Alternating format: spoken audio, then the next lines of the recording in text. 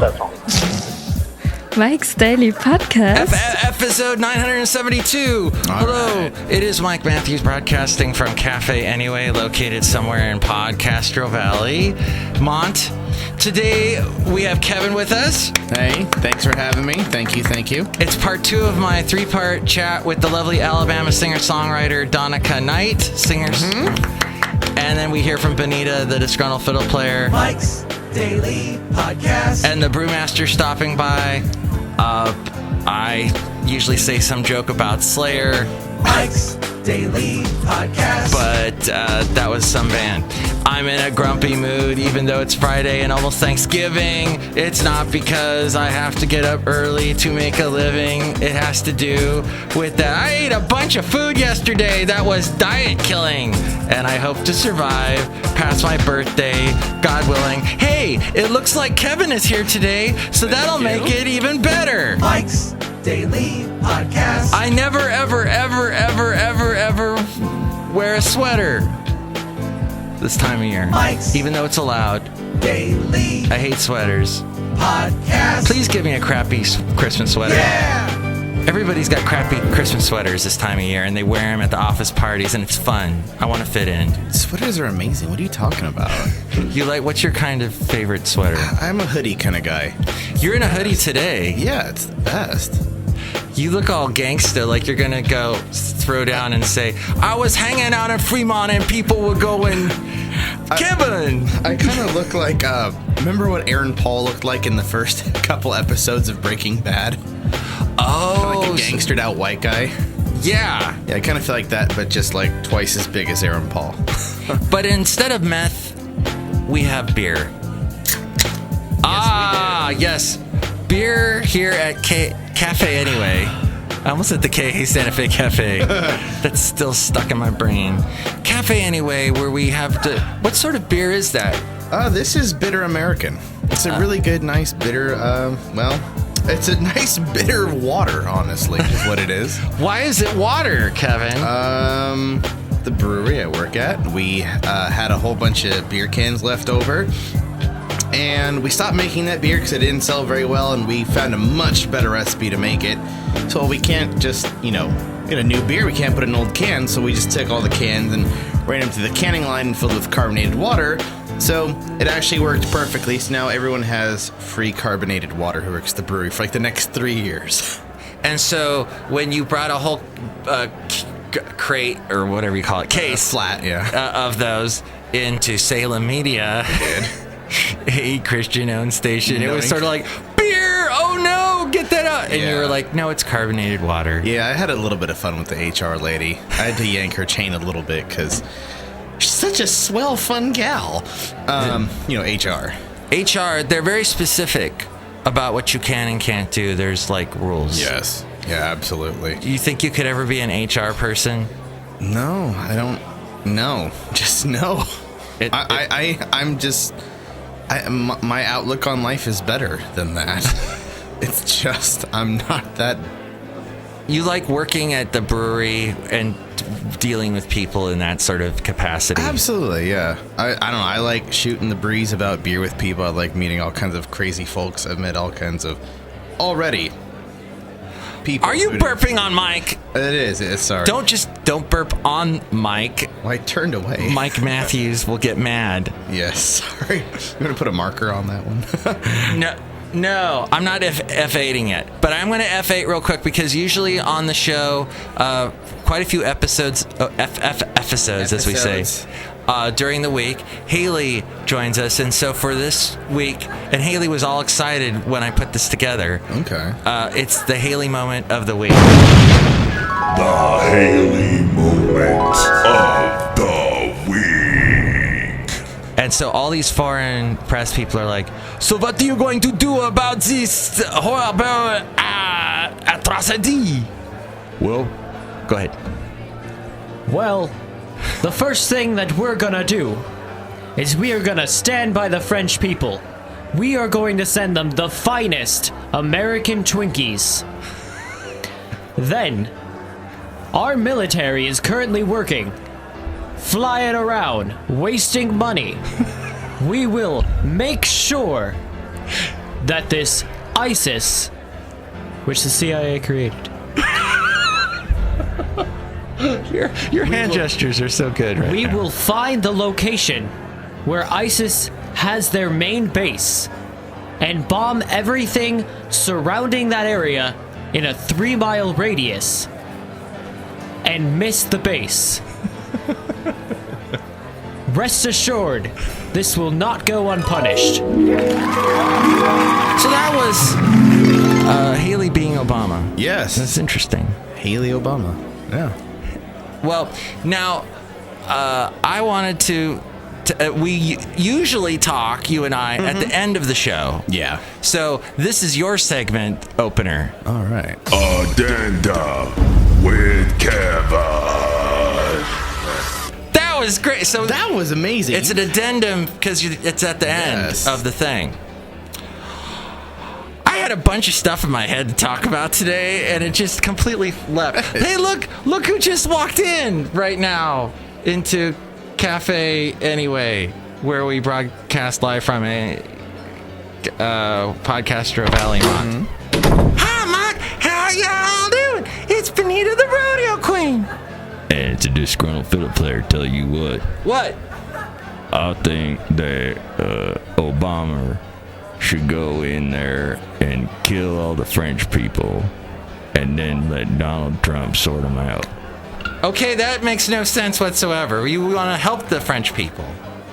Right. And so what I think is Ted Cruz, or like I like to call him Theodore Cruiser, because I think that name sounds more dignified. You just gave his name more of a French name. You don't like the French. I don't get... Freedom fries. So then what we do is we get Rand Paul in there and Cruz, and we get Rand Cruiser. That's what we call it. That's going to be on the bumper sticker. I want that bumper sticker on my car. Toot sweet. You just said another French word. I know. I'm confounding is what I am, the disgruntled fiddle player. I don't play the fiddle anymore. Kevin, pleased to meet you. Nice to meet you, sir. It's quite a fiddle you got there. Haven't you guys met? No. No, we have not. Yeah, this is my big red fiddle that I don't play anymore because it confounds me. And I hate things that confound me, like the French. Okay. What's so confounding about the French? Well, the smell's weird. I don't know. The explosion. It was too much information. I think he had a I think breakdown. he just Michael Bayed right there. He Michael Bay. Michael Bayed. Benita, luckily, his wife, is here to scoop up the pieces of the disgruntled fiddle player. That's right, Mike. Per usual. I gotta pick him up, bring him back home to the trailer. It was nice meeting y'all's acquaintance, Kevin. Thank you. I can't wait to come by your beer place and drink a lot of beer. You're more than welcome to I'll be crack my open guest. a can right now and drink that. Mm-hmm. But I gotta scoop up my husband. Bye, all bye. Husbands of week. Guy. Well, I don't know what she just said there at the end, but you know, the Brewmaster just walked in as they walked out. Hello there, Mike. I make the root beer. I'm the Brewmaster. Oh, boy. You met Kevin, I believe, last week. That's right. Nice to see you again, buddy. Because you told us you're from the country of, what was it? Canada. Yep. That's right, yeah. And do you think you could teach Kevin a few pointers about how to make beer? It's real simple. What you do is you get a bunch of oranges and kumquats and you boil them down. Then you dig a hole in the backyard, you pour that in the hole, bury it, and go buy some beer. All right. That's a great... Oh, what was that Jeff Foxworthy joke you told earlier about the...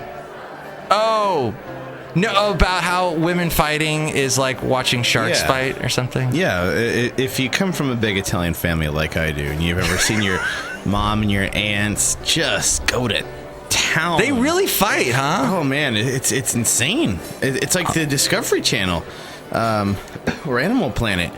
Yeah, I mean, but Jeff Fox once famously said watching women fight from a distance, it's like being in a shark cage and watching the sharks go at it. Oh, as and you're in the cage and yeah. So you're sort of safely protected.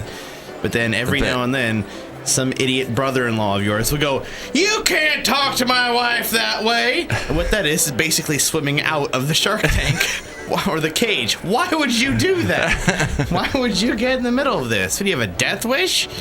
It'll never be the same. You like a lot of comedians. Some of the comedians you've exposed me to include Artie Lang, Chris Hardwick. Not jealous of him and his huge podcast success, or that he doesn't age. Yeah. That is, how does he look younger than when he did Single Out? That doesn't happen. Yeah, and in my 20 world. years ago. Yeah. Who watched Single Out? Did you? I did. Well, I was a really young tyke, though. I was probably like 10, 11, 12. Was it you were trying to learn different lessons about how to date women through that show? I think I kind of just eyeballed all the girls that would show up to the show, including Jenny McCarthy and then Carmen Electra. And yeah, they'd put on their finest skimpy outfits. Jenny McCarthy is showing concern that she did a show with Charlie Sheen, and Charlie Sheen is HIV positive. Yes, and she kissed him, which she's not happy about. Now, the only way to transmit HIV virus is if you have an open sore in both your mouths. I think.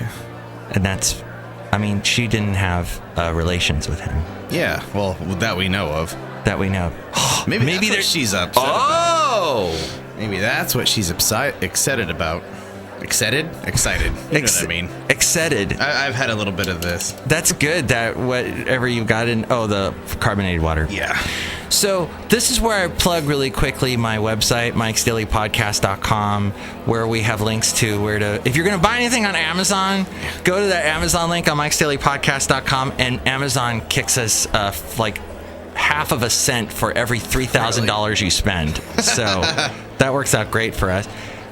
No. And then they won't give us a check until we make $100, which I think I've had this on for over 5 years and nothing. Then there is, links to where to listen to the show on all kinds of other places. And then, if you want to, there's PayPal if you want to donate to the cafe characters who are need mental, in the worst way, mental help. Can I donate beer? Yes, beer is good to cafe anyway. Okay, I can donate some 6-packs and a couple growlers. But I make the root beer for a cafe anyway. Well, I'm waiting for your kumquat beer you were talking about with oranges. Okay, I'll go down to the liquor store and buy some. I guess it's fermenting in that hole in the ground he dug. Yes. So, DONICA KNIGHT, she's beautiful, lovely. You saw a picture of her. Mm-hmm. Exquisite. Yes. And she has a song that sounds very Adele-ish that we'll hear towards the end of the interview. So let's get into that interview now on the segment Into an Interview. Into an Interview. I'm speaking with the lovely DONICA KNIGHT. She is from Alabama, Montgomery, Alabama originally. And I was in Alabama for a little while, ate at a couple Cracker Barrels. Yes, the lovely Cracker Barrel. We have some good breakfast there. Yes, wow. You can get all kinds of eggs and grits and Bacon. Gotta have the bacon. So good, so healthy. 100% health right there. And make sure that it's got extra grease though to make it extra healthy. Once again, you would have to do a gazillion. I would have to do so many concerts in order to look as good as you if I ate that way. Thank you. I don't know. I saw a small clip of you earlier via Skype. Yeah, I think with your beanie. Somebody's looking a little in shape over there and looking nice in the beanie attire too. The camera wasn't working on Donica's end, or she didn't have hers on, so I didn't get to see what she looks like. But I bet she looks amazing right now. Oh, I got on my camo hat, representing Alabama and Los Angeles today. Everything is camo in Alabama. Well, and it's either orange or that other color. I know you're into the orange. I am. I'm definitely an orange and blue girl. We're talking about Auburn, University of Alabama, Auburn, right? Yeah, for those that are not familiar with football and something called a rivalry and called the other religion in the South, a.k.a. football, there are only two religions, and that is Auburn and that is Alabama. So you're either one of the two down our way, and mine is orange and blue, the amazing, wonderful Auburn Tigers. War Eagle, right? War Eagle. And you even did a song for that. I'm going to play a little clip of that right now. The song that is called "Great to Be." Do it. Play Yeah. a little bit of that. A little great to be action. Why it's great to be all family, all large, all in God's country. Whoa.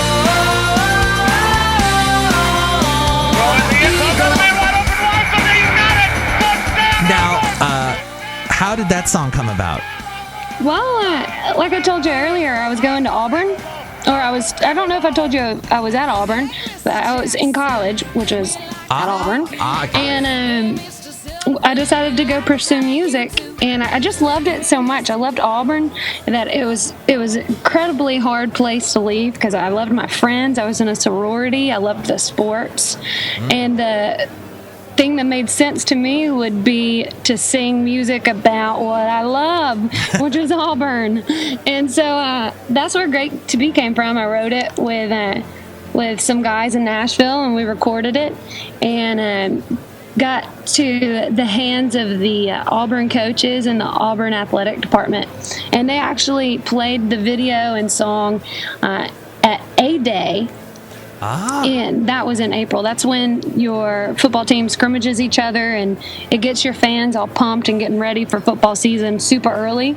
And it had 140,000 hits within 3 days on YouTube, and it would just kind of blew up real quick. And I was like, oh my gosh! And then they continued to play it at every home game that year, and it was the year that we won the national championship. So I think that the Great to Be and this song was a little bit of a lucky charm for us, and that's what I'm choosing to believe. That, or it could have just been the amazing Cam Newton that was on our team at that year. That's right. And you had, in the video, you were wearing a football jersey. I was. It was actually the national championship jersey of Davis Hooper. Hooper. And he's a good friend of mine, and his family are good friends of mine, and we went to school together. And so I wanted to rep Davis's jersey to represent hometown pride and friends, and of course Auburn. And you also have a connection to Ronnie Millsap. I do. When I first started doing music and going to Nashville, I was really, really lucky to have met a guy named Rob Galbraith, who is Ronnie Millsap's producer, and he produced all of Ronnie's hits. And Ronnie Millsap had 40 number one hits in the 80s, and Ronnie just... Wow. I had no idea how big of an artist he was. Smoky Mountain Rain keeps on falling. There's a stranger in my house. Yeah. And any day now, love will see me go. Yeah, in the still of the night. Yeah. But I did. I was with Rob, and I was writing up in Nashville, and I wrote a song called "Gotta Love a Girl," and it was a sarcastic song. It said, "You gotta love a girl 'cause we're so fun to look at. We talk about you behind your back, and you don't care 'cause we smell so good." And I like this song. I made Ronnie laugh because he's blind, and how he identifies with women is through scents. Yeah. And sounds, and so he liked my voice, and he wanted to record that song as a duet with me, and fortunately we recorded that song and another one, and that was my first time ever having a song that I've written recorded by somebody else, and it happened to be the amazing and one-of-a-kind Ronnie Millsap. That is fantastic. Yeah. What a legend. And you've opened for some amazing people. What are some of the more interesting people, memorable people you've opened for? Well, I think it's pretty interesting that I've opened up for Skid Row before. Skid Row? So that's rock. And then Remember yesterday. Sorry, I'm just singing songs. I like it. And 18 in life. Skid Row, and then jump to a totally different type of person, maybe Jamie Johnson or Kelly Pickler or Scotty McCreery. Wow. And then I've been very lucky to open up for Little River Band and Leonard Skinner and Jake Owen, Luke Bryan, the band Perry. Just a bunch of different people. I've been very blessed throughout my life and my career, and I continue to look forward to what's happening next. And your music has turned up in some interesting places too, like movies and commercials. Yeah, it has. You got to pay your bills in certain ways, and it's. I was really lucky that I had a couple of people ask me to write them jingles. So, because I am a writer, I was able to do that, and then also I had a friend of mine contact me and asked me to sing one of their songs for a horror film. Because sometimes I can get a creepy tone out of my voice, kind of Janis Joplin-y. So I got to tap into my creepy side and sing a horror song called "You Got Me," and it's about like vampire seduction, and it was really fun to do. And turns out that song that I sang ended up landing my friend the job to create the entire soundtrack for that film. And then I've had a couple of song placements in a couple of films myself that I've written. One called Alabama Dirt. And I had an acting role in it as well. Whoa! I acted as myself, and I got to sing. I have to see this movie. Yeah, it comes out next year, so it's not out yet. But I'm looking forward to seeing it. It has Tracy Lawrence in it, and there's some amazing actors and actresses that are in this film. That was in my home state and a place where you resided for a little bit of time. So yeah, it was in L.A., Alabama, meaning Lower Alabama. Is that how we? So then I was in Upper Alabama. You're in Upper Alabama. Yes. Okay. Now Lower Alabama has it's L.A. and you've got like towards the bottom, it's the tropical. The beaches. The beaches and everything. We got white sand and beaches, and where you are in the Upper Alabama, we got some mountains, and it's a very blessed state like California. California, y'all are this is beautiful out here. I love it. You got beautiful mountains, and you got the beaches, and you got palm trees, and it's very warm here, and it's very beautiful. And you're in Glendale right now. And I was talking to someone who was visiting from Florida, I think, and they couldn't understand the whole buy bags in the grocery store thing. But what's interesting is even when I lived in Alabama, which was 2008 to 2009, or 2007 to 2009, I had bought, before I left California, a bunch of reusable shopping bags. Yeah, and so you didn't have to use them, huh? I ended up using them quite a bit in the stores in Alabama, and people would be looking at me like, "What are you doing?" You're before your time. Now we have a couple of bags, but I've never seen anybody bring them in and use them in Alabama. Because I mean, like when we do the trash, like when we get the plastic bags or paper bags, we use them as trash bags and stuff. Right. Yeah, that's true. That's what I did too. So that's the big argument I hear. People go, well, now we don't get the free bags that we can use for the trash. Well, then I guess Glad gets all the money. That's true. That is very true. We gotta support Glad because they make us glad. Da da da. And you'll be doing a jingle for them. Tell me about the songwriting process, though. Not necessarily jingles, but like when you write your songs, like we heard last time, "Love Ain't a Prize," and today I'm gonna play "You Make It Beautiful." What's the songwriting process like? Yeah, well, it's something I'm new to doing. I've been doing this for 4 years now, writing songs, and so I've learned a lot from the very first song that I started writing to where I am now. And sometimes I just have things that I got to get off my chest. And there's things that are in my brain that I just got to get them out and put it on paper. So, like last night, I was writing a song with my producer, Jim Huff, that I wrote Love Ain't a Prize with, and this whole EP that's coming out next year, Can't Buy a Southern Girl. And I've had this song idea for a year in my brain, and I kind of like things to simmer some to see if they stick, and if they're sticking, then that means I have to do it. Yeah. It's different every time.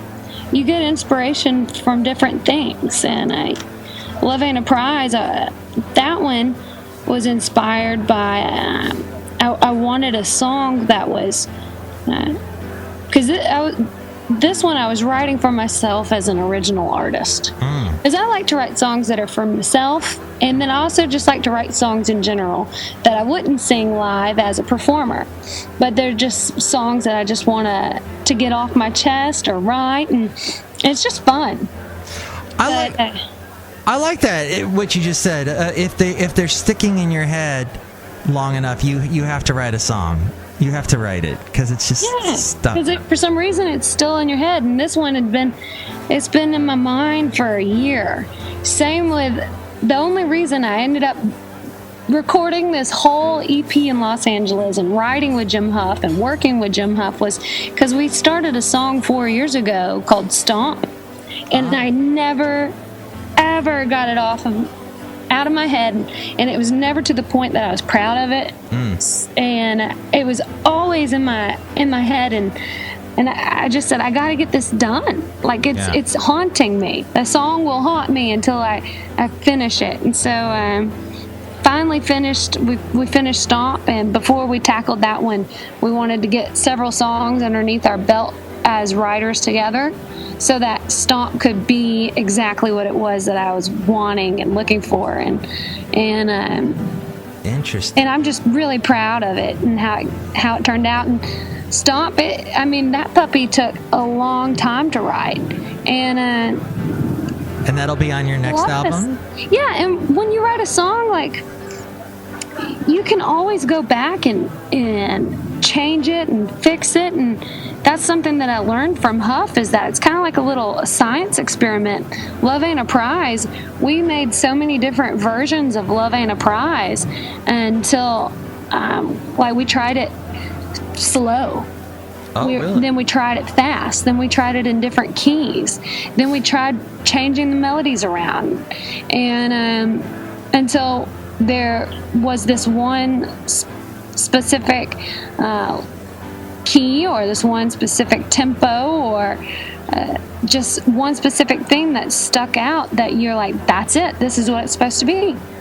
So yeah, that's interesting, because I remember hearing the guys from AC/DC talking about writing the song Shook Me All Night Long. Oh, tell me about it. Love that song. And it was co-written with Shania Twain's ex-husband, Mutt Lang, who wrote many songs with her. Lucky dogs. I want to write with Mutt so freaking bad. Oh, Mutt, if you hear this, or any of y'all listening to this that knows Mutt, please tell him about me. Donica. Please. Donica wants to record with Mutt Lang, like, now. I want to now, like, just anytime.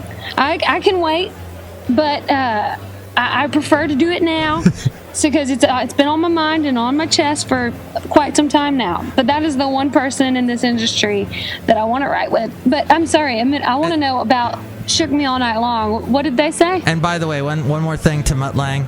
Donica's way prettier than Shania. Bam! Bam. So yeah, that song... Originally, the verses went like, she was a sex machine, da da da da da da. She kept her motor clean, da da da da da. So they put these big long instrumental parts in between each line. And then Mutt was like, no, we got to do these faster. So that's when it became, she was a sex machine, she kept her motor clean, she was the best damn woman that she ever seen. Add sightless eyes, telling me no lies, knocking me out with those American thighs. Yep. Bing. Yeah, I bet you could. And a share. Okay, I'll stop it. Now- Because I'll keep singing. I love that song. Jim Huff, though, he's done a great job with you too, though. Yes. And you've done some amazing work with him. Yes, I'm so proud, and I'm one of those people that says when you're proud of something, and if something's working and it's not broken, don't try to fix it. So I'm very happy working with Jim, and I can't wait to see what we continue writing together, and to see what I can't wait for you to hear the songs that we have recorded that aren't out yet, and then I can't wait to just grow in my art and my music with such a influential and amazing writer and talent like Jim. Excellent. And so when will that album come out? Sometime next year, you said? Heck yeah, beginning of the year. Watch out, baby.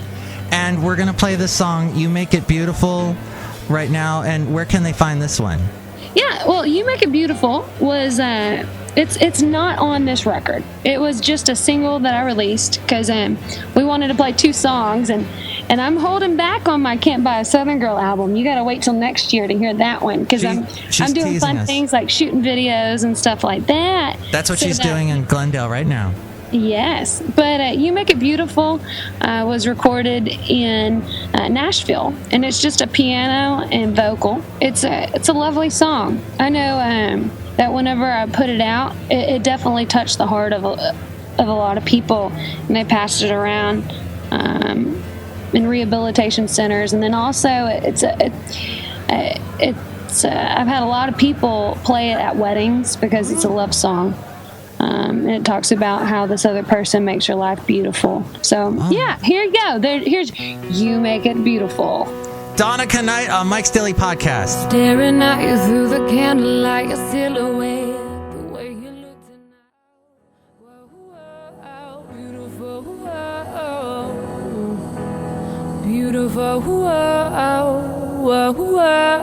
beautiful, beautiful. That's DONICA KNIGHT! Yay! Spectacular. And next show, we'll have the finale of my Into An interview with her as we go outside a cafe anyway. We bring you Mike's Daily Podcast somewhere in Podcastro Valley. And here's today's podcast picture. And the podcast picture was recently taken at Basil the Boxer. We were in the forest in Podcastro Valley, 5 Canyons. That was in Castro Valley? Yeah. I thought she had went up to the Redwoods or something. No. There are redwoods, though, not too far away from Podcastro Valley. Actually, in Oakland, behind Oakland, sort of, in this area, there's redwoods. Really? There used to be a lot more redwoods all up in the East Bay. Isn't that strange? Yeah. I guess you learn something new every day. Fremont's more dry and flat and brown. Yeah, we butt up against the water, so... Yeah. Yeah. But it's getting green again. Pot doesn't count. Alton Brown's story, go! Oh, yeah, okay, so... I want to say about 2 years ago, I decided I was going to... My sister is she's an amazing cook, by the way. Spectacular. She's really, really good at that. She studies baking, she perfects the crumb of a cookie. She really, practice. She just tests batches so she can perfect the crumb to fat ratio. Oh, my God, I want to be in your family. She's really good at it, and she's really good at cooking just about damn near anything. So I decided, and she idolizes Alton Brown, who kind of got her started, if you've ever seen his show. He's brilliant because he doesn't necessarily just give you a recipe and tell you to go on. He shows you the technique and how to make it and, just the real mechanics of cooking rather than just saying 2 of these, 3 of these, 7 of those, bake. So I said I was going to get her. When he decided that he was going to do his live theater tour, Alton Brown, I got her tickets.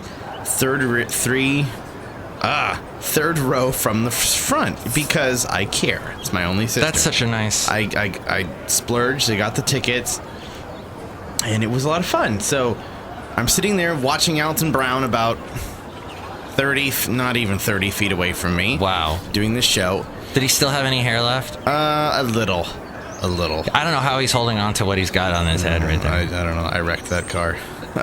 Me too. That car's long since been demolished and turned back into cans for your beer. There it is. So he announces that he wants, let's get some volunteers in the audience. And as much as I love being in radio, I don't like the spotlight when people can see me. Yeah. And so everyone around me immediately bolts their hands up. And I put my hand in and said, I'm just going to go ahead and put the hood up on my sweatshirt and, shrink down this chair. To which my sister tries pulling my hand up. Alton sees the struggle and says, how about you? Like, oh, hell. All right, sounds good. So I get up on stage, and he's a nice guy. I could feel my legs shaking as I looked out over the San Jose Center for Performing Arts, and you see 9 gazillion eyes looking at you. Go, oh, jeez. Hi, Alton. I'm coming. Nice to meet you. But he was a really nice guy, and I met all his the stage people he has on the show, like Itchy and Twitchy. Yeah. They actually said you have to sign this, like a hold harmless clause. So Itchy and Twitchy, who play the like FBI like legalese people, actually did do that to you backstage. Yes, that's so funny. They also helped suit me up because what we did is we used 2 fire extinguishers full of liquid nitrogen, and we basically made ice cream that had like a Pop Rocks type texture to it. Oh. So you'd take a lick of ice cream and it would kind of fizzle in your mouth. Oh my. And it was like a big